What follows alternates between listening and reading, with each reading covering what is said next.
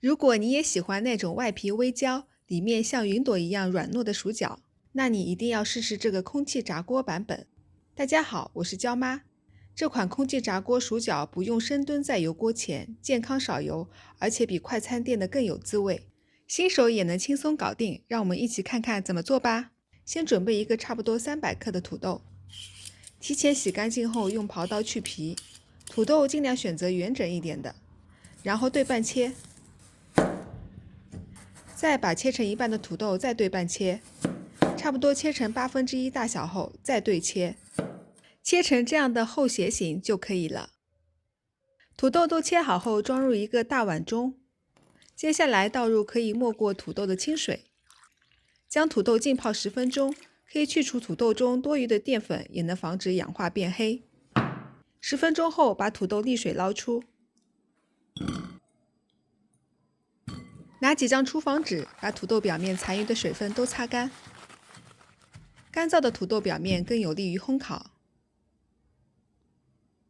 开始给土豆调个味，先加入半勺盐，1勺孜然粉，1勺辣椒粉，不能吃辣的朋友可以减少辣椒粉的量。撒一点黑胡椒粉后，再倒入1勺橄榄油。接着给土豆做个按摩，把调味料都抓匀。抓匀后的土豆还要再腌制20分钟，让调味料能渗透到土豆里面，使土豆更入味。20分钟后，拿出垫好油脂的空气炸锅托盘，将腌制好的土豆块平铺在油脂上。平铺可以更好的让每一块土豆受热均匀。最后再喷点油，可以防止土豆粘连。开始进入烘烤阶段，温度设置180度，烘烤时间为10分钟。温度和时间也可以根据实际情况调整。10分钟后，我们取出土豆，此时已经有一点香味啦。我们再给土豆翻个面，这样可以使土豆受热更均匀。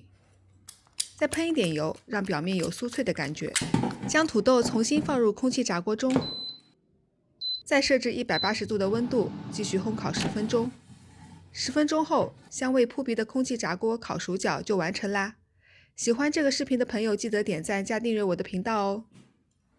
最后我们再撒一点欧芹碎做装饰就完成啦。无论是直接吃或者蘸酱吃都超级美味。最后感谢大家收看，我是娇妈，我们下期再见。